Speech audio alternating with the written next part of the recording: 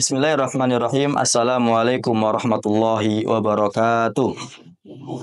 Alhamdulillah hamdan katsiran thayyiban mubarakan fihi kama yuhibbu rabbuna wa yarda. Allahumma salli wa sallim wa barik ala rasulina wa syafi'ina wa maulana Muhammad wa ala alihi wa ashabihi ajma'in.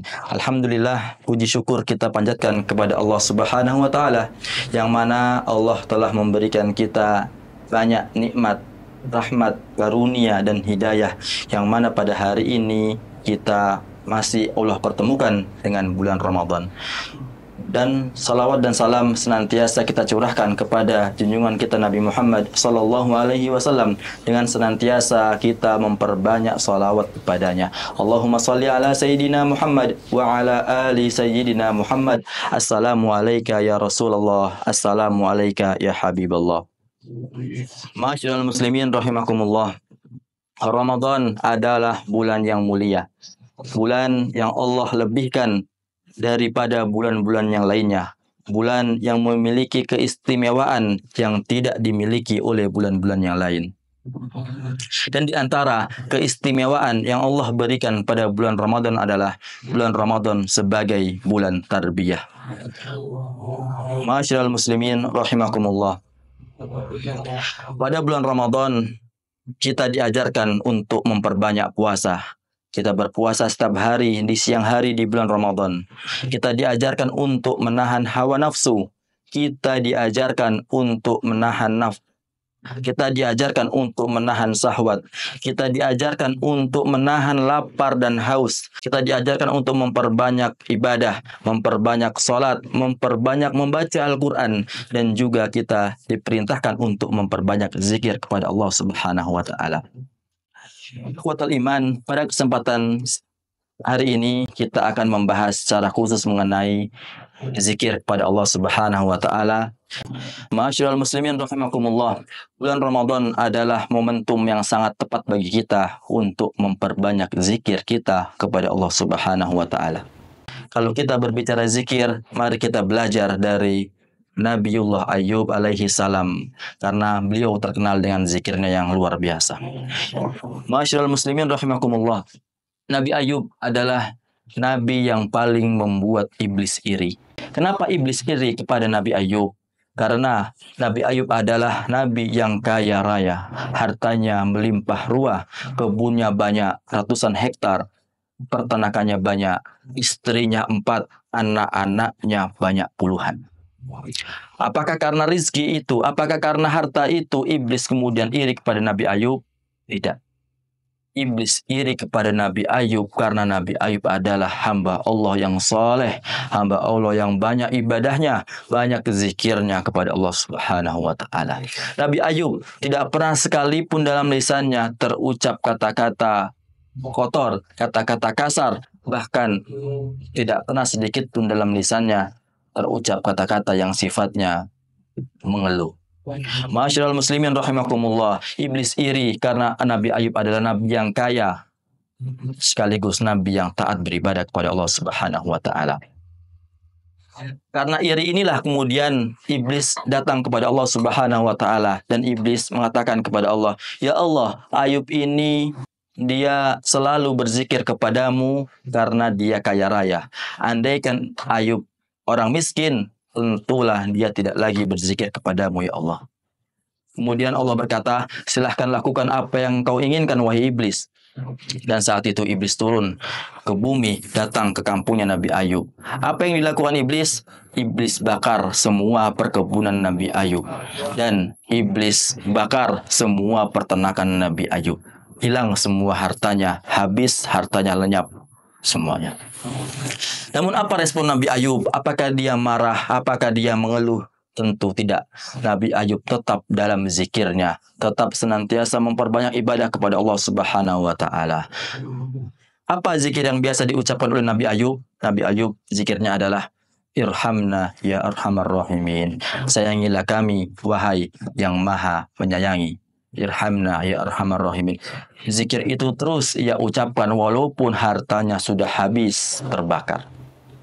Ketika ditanya, "Ayub, kenapa kau tidak marah. Kebun-kebunmu habis, kebun-kebunmu terbakar semuanya, hartamu habis semuanya. Apa kata Nabi Ayub? Hartaku, kebunku, ternakku semuanya milik Allah. Terserah Allah kapanpun ia hendak mengambilnya. Masyaallah muslimin rahimakumullah. Iblis makin marah, iblis makin iri kepada Nabi Ayub. Akhirnya iblis kembali kepada Allah Subhanahu wa taala. Adu lagi iblis kepada Allah. Ya Allah, Ayub ini masih berzikir kepadamu karena anak-anaknya masih hidup. Andai anak-anaknya meninggal, tentu Ayub tidak lagi berzikir kepadamu. Kata Allah, silahkan engkau binasakan anak-anak Ayub, wahai iblis. Kembali iblis ke kampung Nabi Ayub. Dan ketika anak-anak Nabi Ayub keluar rumah, iblis guncang tanahnya. Sehingga saat itu pula anak-anak Nabi Ayub meninggal dunia. Namun apa respon Nabi Ayub? Nabi Ayub tetap dalam zikirnya. Tidak pernah sekalipun keluar kata-kata kotor, kata-kata marah. Tidak pernah sekalipun dia mengeluh kepada Allah Subhanahu wa taala. Walaupun hartanya hilang, walaupun anak-anaknya binasa. Kalau kita berbeda, kita sedikit aja yang hilang dari diri kita mengeluh. 5.000 hilang, kita mengeluh. Sendal kita hilang, kita mengeluh. Sementara Nabi Ayub, hartanya hilang, anaknya hilang, tapi tidak sedikit pun dia mengeluh kepada Allah Subhanahu wa taala. Masyaallah muslimin rahimakumullah. Iblis makin iri kepada Nabi Ayub. Akhirnya iblis datang lagi kepada Allah. Ya Allah, Ayub ini masih beribadah kepadamu. Ayub ini masih berzikir kepadamu karena dia sehat. Andai kata Ayub ini sakit, tentu dia tidak lagi berzikir kepadamu ya Allah. Apa kata Allah? Silahkan iblis kau buat Ayub menjadi sakit. Tapi dengan satu syarat, jangan kau bikin sakit lisan dan hatinya. Nah, jadi Allah suruh iblis membuat Nabi Ayub sakit, kecuali lisan dan hatinya. Dua hal ini saja yang tidak boleh disakiti oleh iblis. Iblis datang kepada Nabi Ayub, kemudian iblis tiup hidung Nabi Ayub, dan seketika itu pula mulai tumbuh bintik-bintik di tubuh Nabi Ayub. Bintik-bintik ini kemudian membesar menjadi nanah. Yang nanah ini kemudian pecah dan baunya luar biasa. Jadi sejak saat itu Nabi Ayub tertimpa sakit. Tubuhnya merah-merah, berbintik-bintik seperti bisul. Yang ketika pecah bintik-bintik ini, kemudian keluar nanah yang nanahnya sangat bau luar biasa. Hampir mirip dengan apa yang dirasakan oleh Abu Lahab.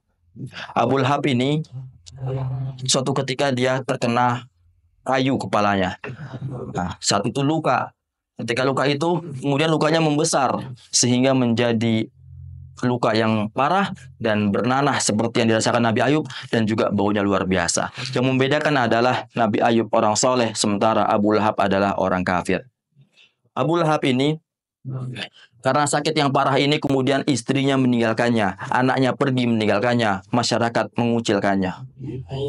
Setelah sakit ini Abu Jahal meninggal dunia. Namun tidak ada satupun masyarakat Quraisy saat itu yang mau dan sudi untuk mengurusi jenazahnya. Apa yang mereka lakukan? Mereka gali kuburan liang lahat. Mereka gali liang lahat di sebelah jasad Abu Lahab. Lalu mereka dorong jasad Abu Lahab dengan kayu hingga jasadnya masuk ke dalam liang lahat tersebut. Setelah itu mereka lempari menggunakan batu-batuan untuk menutup jasad Abu Lahab. Kenapa mereka lakukan itu semua? Karena bau luar biasa. Itulah azab yang diterima oleh Abu Lahab ketika ia berada di dunia ini. Dan tentu azab Allah nanti di akhirat jauh lebih pedih daripada ini. Masyaallah muslimin rahimakumullah. Sejak sakit itu kemudian Nabi Ayub mulai dibenci oleh kaumnya. Kaumnya mulai memusuhinya sehingga Nabi Ayub diusir dari kampungnya. Ketika sakit ini, istrinya yang 3 orang pergi meninggalkannya hingga tersisa 1 istrinya, yaitu Siti Rahmah. Akhirnya Nabi Ayub bersama Siti Rahmah pergi meninggalkan kampungnya. Mereka pindah ke sebuah tempat yang sangat jorok, yaitu mereka tinggal di lubang sampah. Ternyata bau sampah tidak lebih bau daripada badan Nabi Ayub ini. Dan akhirnya Nabi Ayub bersama istrinya diusir kembali oleh kaumnya. Dan akhirnya mereka pindah ke hutan. Di hutan ada sebuah gubuk dan akhirnya mereka berdua tinggal di gubuk tersebut. istrinya Siti Rahmah melihat keadaan suaminya yang semakin parah dan makanan-makanan yang sangat sedikit, akhirnya Siti Rahmah memutuskan untuk bekerja di kampung. Dia bekerja di toko roti.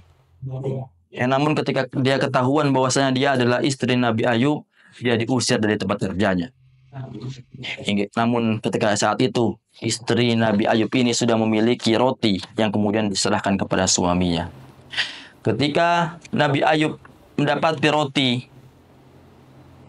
respon Nabi Ayub terhadap Siti Rahmah adalah Nabi Ayub sangat marah saat itu. Dari mana kau dapatkan ini, wahai Rahmah?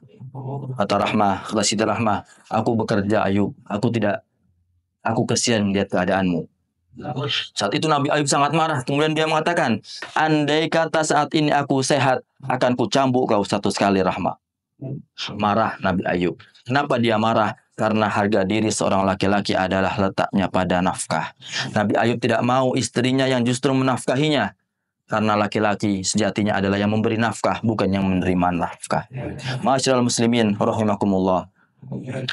Iblis makin pusing dia, iblis makin stres, makin iri dia dengan Nabi Ayub karena zikirnya luar biasa. Akhirnya iblis datang di mimpinya Siti Rahmah. Dalam mimpinya itu iblis berwujud seperti laki-laki yang bijaksana. Kemudian iblis mengatakan dalam mimpinya Siti Rahmah, wahai Rahmah, suruh suamimu mengeluh sekali saja, maka seketika itu penyakit suamimu ini akan sembuh. Diceritakan akhirnya mimpi itu kepada Nabi Ayub. Nabi Ayub makin marah. Wahai Rahmah, berapa lama kita hidup bahagia? Kata Siti Rahmah, 80 tahun Ayub. Berapa lama aku sakit seperti ini, Rahmah? 13 tahun Ayub. Dengan sakit yang seperti ini pun, kata Nabi Ayub, aku tidak berani minta kesembuhan sama Allah Subhanahu wa Ta'ala. Aku malu sama Allah. Hidup bahagia kita, hidup senang kita lebih lama daripada penderitaan kita. Dan sekarang kau malah nyuruh aku mengeluh kepada Allah Subhanahu wa Ta'ala. Pergi kau, Rahmah. Saat itu akhirnya Siti Rahmah pergi meninggalkan Nabi Ayub sendirian di tengah-tengah hutan, di dalam gubuk kecil. Masyaallah muslimin rahimakumullah. Iblis makin iri kepada Nabi Ayub hingga akhirnya iblis kehabisan akal dan akhirnya dia keluar dari kesepakatannya dengan Allah Subhanahu wa Ta'ala. Akhirnya iblis gigit hati Nabi Ayub. Digigitnya hati Nabi Ayub hingga Nabi Ayub merasakan kesakitan yang sangat luar biasa. Barulah ketika ini Nabi Ayub berdoa kepada Allah Subhanahu wa Ta'ala. Idznada rabbahu Ayub anni massaniya syaitanu binusbi wa adzab. Dan ingatlah ketika Nabi Ayub berdoa kepada Tuhannya, anni massaniya syaitan, sesungguhnya setan telah menyiksaku, binusbi wa adzab, dengan kesusahan dan siksaan yang sangat pedih. Lalu kemudian Allah menjawab doa Nabi Ayub ini, urkut birijlik, hentakkan kakimu wahai Ayub. Hadza mughtasalun baridun wa syarab. Ketika Nabi Ayub menghentakkan kakinya, kemudian terpancar air dari tanah. Kemudian Nabi Ayub disuruh untuk mandi dari air tersebut. Kemudian diminum air tersebut. Dan seketika itu pula sembuh penyakitnya Nabi Ayub alaihissalam. Masyaallah muslimin rahimakumullah. Istrinya yang sudah jauh merasa sedih, merasa kangen dengan suaminya. Akhirnya Siti Rahmah kembali ke gubuk di mana tempat Nabi Ayub sakit. Ketika Siti Rahmah masuk gubuk ini, ternyata tidak didapatkan suaminya. Lalu ketika dia keluar gubuk, dilihatnya ada seseorang pemuda yang sangat tampan, rupawan.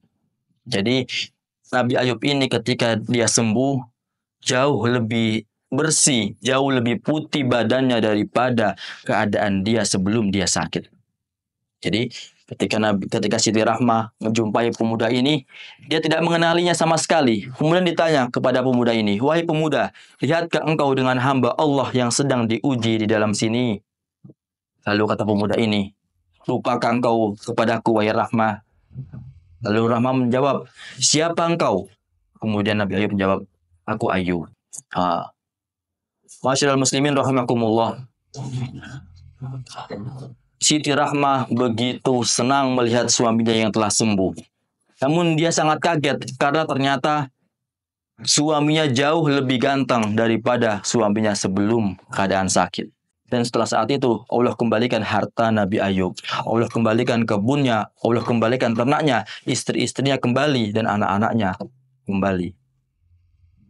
Ma'asyiral muslimin rahimakumullah. Hikmah yang bisa kita ambil dari kisah Nabi Ayub adalah yang pertama, mari kita memperbanyak zikir kepada Allah Subhanahu wa taala. Karena zikir itu sejatinya tidak bisa membuat kita menjadi orang kaya. Zikir itu sejatinya tidak bisa membuat kita keluar dari kemiskinan. Zikir itu sejatinya tidak bisa membuat kita sembuh dari penyakit. Namun lebih daripada itu, zikir itu bisa membuat hati kita menjadi tenang. Ala bizikrillahi tatmainnul qulub. Ketahuilah bahwasanya zikir kepada Allah itu dapat menenangkan hati, dan itulah yang dirasakan oleh Nabi Ayub. Betapapun ujian yang dia terima, betapapun masalah yang dihadapinya, dia tetap bersabar, dia tetap tenang hatinya karena dia senantiasa berzikir kepada Allah Subhanahu wa taala. Lalu hikmah yang kedua yang bisa kita ambil dari kisah Nabi Ayub adalah kesabaran itu akan menghasilkan buah yang sangat manis. Kesabaran itu akan berbuah pahala. Dan kalau kita bisa bersabar terhadap ujian yang Allah berikan kepada kita, Allah akan pastilah Allah akan ganti dengan yang lebih baik daripada sebelumnya. Sebagaimana yang dialami oleh Nabi Ayub. Dengan syarat kita mampu bersabar, kita tidak mengeluh, kita tidak marah dengan ketentuan Allah, kita terima takdir yang Allah berikan kepada kita dengan lapang dada, dengan kesabaran. Mungkin itu saja yang bisa kami sampaikan. Subhanakallahumma bihamdika asyhadu an la ilaha illa anta astaghfiruka wa atubu ilaik. Assalamualaikum warahmatullahi wabarakatuh.